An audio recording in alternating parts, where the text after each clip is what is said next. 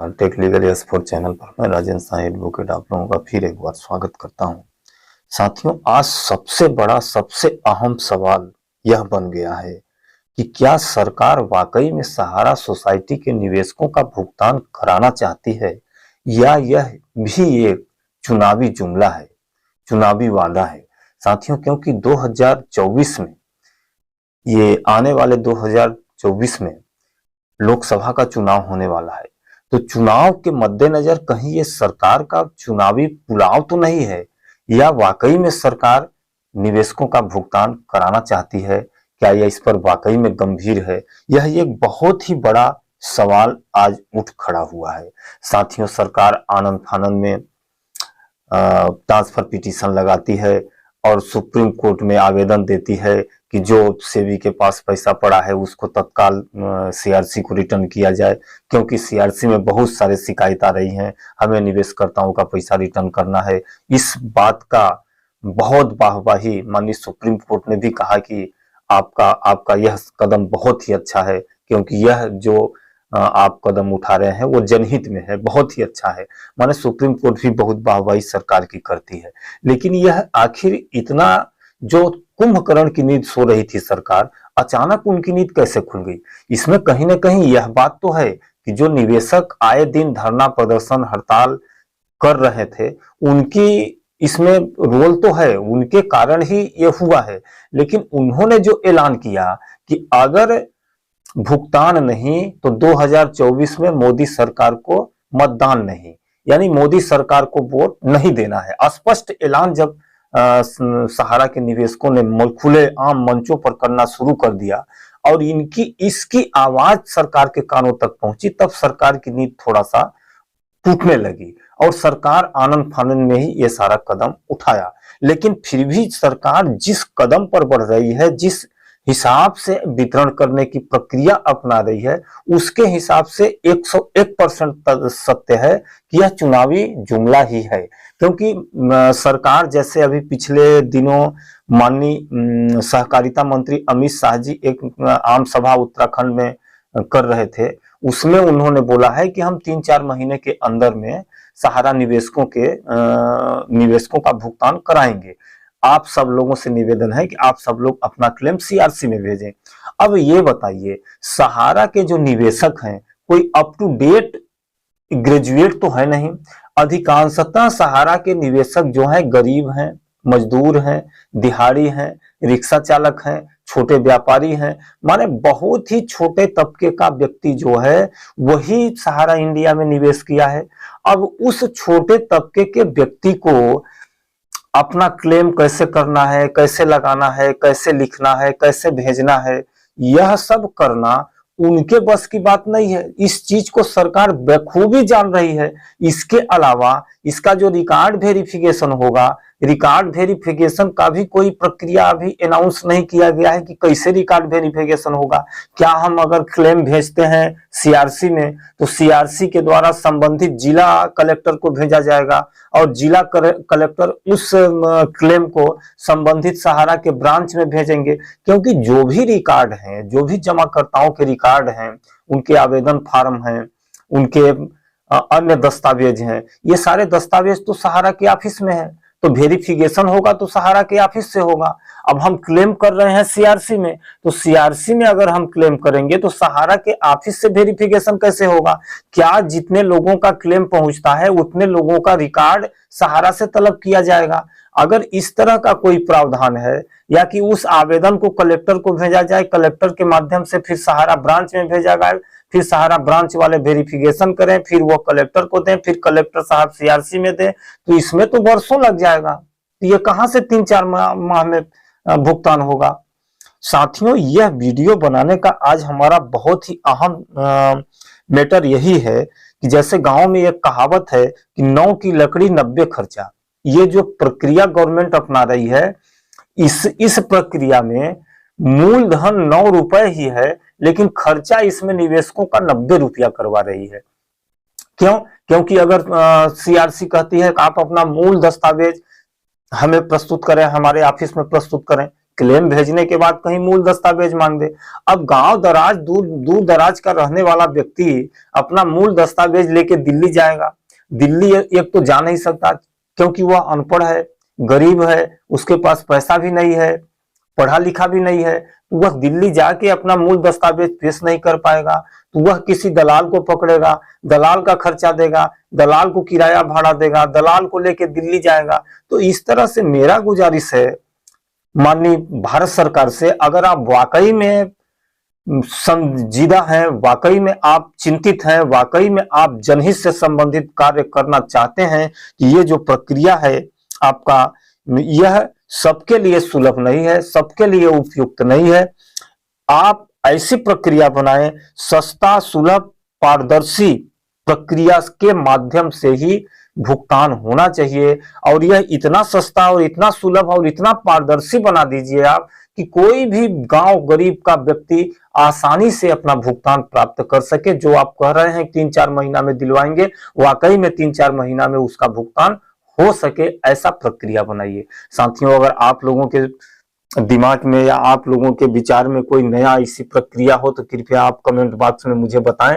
वैसे मेरे पास एक आइडिया है साथियों, मेरा जो प्रक्रिया है, मैं काफी चिंतन मनन किया, उसके हिसाब से मुझे यह लगा कि इस प्रक्रिया को जरूर मैं वीडियो बना के आप सब लोगों के बीच रखें, और आप सब लोगों की मदद से इस वीडियो को आप बहुत ज्यादा से ज्यादा शेयर करें। जो हम आइडिया दे रहे हैं, अगर ये आइडिया आप लोगों को तनिक भी अच्छा लगे तो आप अधिक से अधिक शेयर करें, ताकि यह वीडियो घूम फिर के सरकार के नुमाइंदों तक पहुंचे और सरकार इस पर विचार करने के लिए विवश हो जाए। अगर सरकार विवश नहीं होती है इस पर विचार करने के लिए, तो हम निवेशकों को एक निवेदन करना पड़ेगा, सहकारिता मंत्री से निवेदन करना पड़ेगा, या कि जो सुप्रीम कोर्ट के द्वारा एक कमेटी जो बनाई गई है, जिसमें सुप्रीम कोर्ट के रिटायर्ड जज जो हैं आर सुभाष रेड्डी जी और जो न्याय मित्र हैं अपने गौरव अग्रवाल जी, उनके समक्ष हम आवेदन दें कि आप इस प्रक्रिया के माध्यम से आप तत्काल भुगतान कराएं। तो मेरा जो विचार है, मेरा कहना यह है कि सरकार सबसे पहले तो इसमें क्राइटेरिया निर्धारित करे कि हम कितने रुपए तक के निवेशकों का भुगतान करने जा रहे हैं, यह क्राइटेरिया निर्धारित कर दे। वैसे पहले जो छोटे तबके के निवेशक हैं उनको पैसों की अधिक आवश्यकता है, तो पहले छोटे तबकों के निवेशकों का भुगतान कराएं। 1 माह तक, 2 माह तक, 3 माह तक के लिए समय निकाल दें कि 1 माह तक छोटे तबके का मतलब कि जैसे जो 10,000, जो 50,000 से कम निवेश किया है, यानी कि जो 50,000 से कम निवेश किया है उनके लिए आप एक डेट फिक्स कर दीजिए। इसके बाद 1 लाख रुपए से कम या 1 लाख तक निवेश करने वालों के लिए डेट फिक्स कर दीजिए, फिर 2 लाख तक के लिए कर दीजिए। इस तरह से आप धीरे धीरे क्राइटेरिया बढ़ाते जाइए।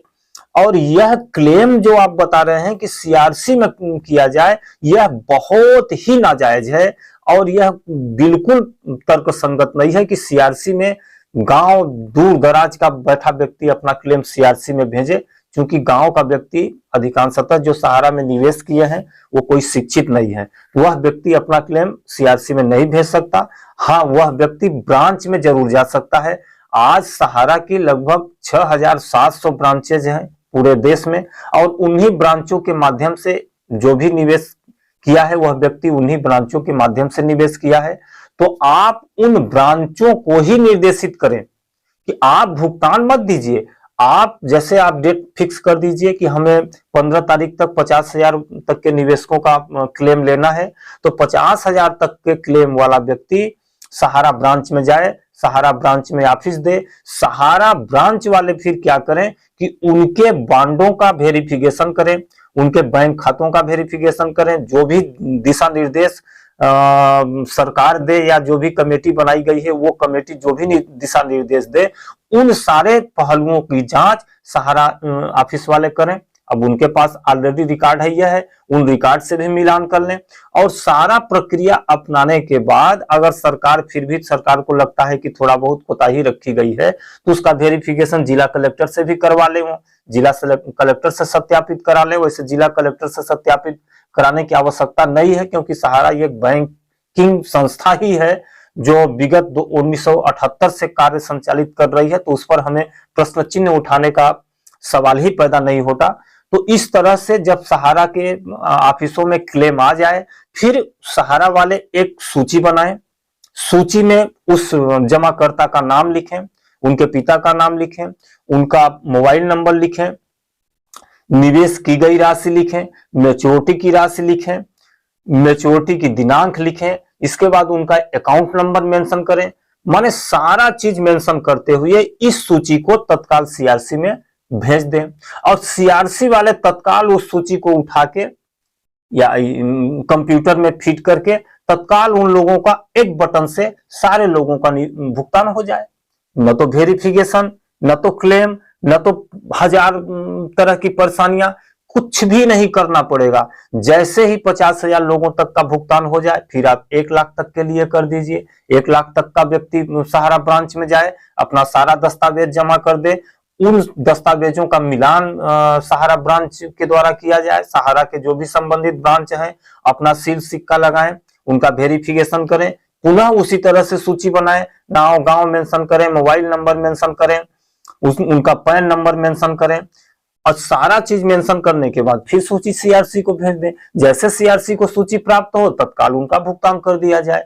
इस तरह से अगर किया जाएगा तो 3-4 महीना में निश्चित रूप से भुगतान हो सकता है। लेकिन सरकार जो मंशा बता रही है, सरकार जो प्रक्रिया बता रही है कि आप सीआरसी में कंप्लेन करें, सीआरसी में मुश्किल से 10% लोग जो अप टू ग्रेट हैं, हाई सोसाइटी वाले हैं, जिनका बहुत भारी मात्रा में पैसा जमा हुआ है, वही व्यक्ति सीआरसी में क्लेम कर सकता है। वह व्यक्ति दिल्ली जाके बाय हैंड अपना आवेदन जमा कर सकता है, मूल रिकॉर्ड भी वहां जाके प्रस्तुत कर सकता है। लेकिन आम आवाम के लिए, जो गरीब है, जिनका पैसा अधिकांशतः सहारा में जमा है, उनके लिए यह उपयुक्त नहीं है, वह कर ही नहीं पाएगा। इसलिए सरकार जो प्रक्रिया अपनाई है उस प्रक्रिया पर पुनर्विचार करे, और ये क्लेम जो सीआरसी में भेजने का आदेश जारी किया गया है, इस आदेश को सरकार तत्काल वापस ले और आदेश जारी करे। सहारा के जितने भी ब्रांचेस हैं,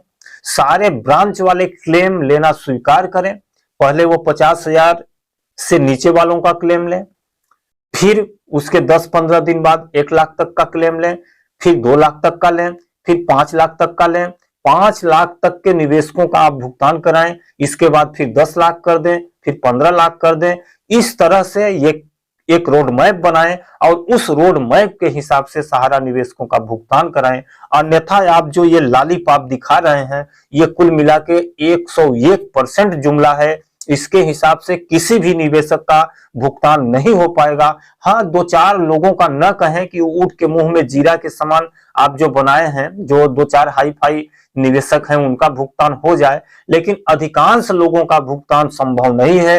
इसके लिए हम माननीय रिटायर्ड जो अपने जज हैं, जो कमेटी के मुख्य सदस्य हैं, उनके निर्देशानुसार ही वितरण किया जाना है। मेरा उनसे भी आग्रह है, तथा जो एडवोकेट्स न्याय मित्र हैं गौरव अग्रवाल जी, उनसे भी निवेदन है, कृपया अगर यह वीडियो आप लोगों तक पहुंचती है तो आप लोग इस प्रक्रिया पर अमल करें और तत्काल आदेश जारी करें कि सहारा के ब्रांचों में अपना क्लेम प्रस्तुत करें, वहां से वेरिफिकेशन हो जाए। वेरिफिकेशन होने के बाद सहारा वाले एक सूची बना के सूची सीआरसी में दे दें, उसी सूची के हिसाब से सीआरसी अपना भुगतान कर दे। यह एक बहुत ही जायज तरीका है। हाँ, सीआरसी के सूची के साथ अगर सीआरसी चाहे तो संबंधित निवेशक का दस्तावेज भी भेजा जा सकता है। सूची के मुताबिक दस्तावेज भी भेज दीजिए। दस्तावेज की छाया प्रति ही भेजना है, जिसको सहारा ब्रांच का मैनेजर सत्यापित कर दे कि हम इसको सत्यापित करते हैं, ये सही एवं सत्य है। अपना सत्यापित करके उन दस्तावेजों को भी भेज दें, जिसमें डाउट लगे सीआरसी को, उनका वो मिलान कर ले। तो इस तरह की प्रक्रिया सरकार अपनाए अगर भुगतान कराना है तो, अन्यथा के लिए लालीपाप है। हम निवेशकों के लिए जो हम आंदोलनरत थे, हम आंदोलन चला रहे थे, धरना प्रदर्शन चला रहे थे, हम लोगों को धरना प्रदर्शन आंदोलन और तीव्र करना पड़ेगा। और इस आशय का आप सब आंदोलनरत संस्थाओं से मेरा निवेदन है कि इस आशय का पत्र आप तत्काल जो कमेटी के मुख्य सदस्य हैं, कमेटी को भेजा जाए, भारत सरकार सहकारिता मंत्री को भेजा जाए, प्रधानमंत्री को भेजा जाए, तथा एक प्रति माननीय सर्वोच्च न्यायालय को भी भेजा जाए कि इस तरह का गाइडलाइन आप जारी करें, ताकि आम आवाम का बहुत ही आसानी से और सस्ता और त्वरित भुगतान हो सके। साथियों, इन्हीं बातों के साथ मैं अपनी वीडियो समाप्त करता हूं, मुझे आज्ञा दीजिए। लेकिन अगर यह वीडियो अच्छा लगा हो तो कृपया आप इसे अधिक से अधिक, मेरा निवेदन है, अधिक से अधिक आप शेयर करें, ताकि यह वीडियो थोड़ा सा उन लोगों तक पहुंचे।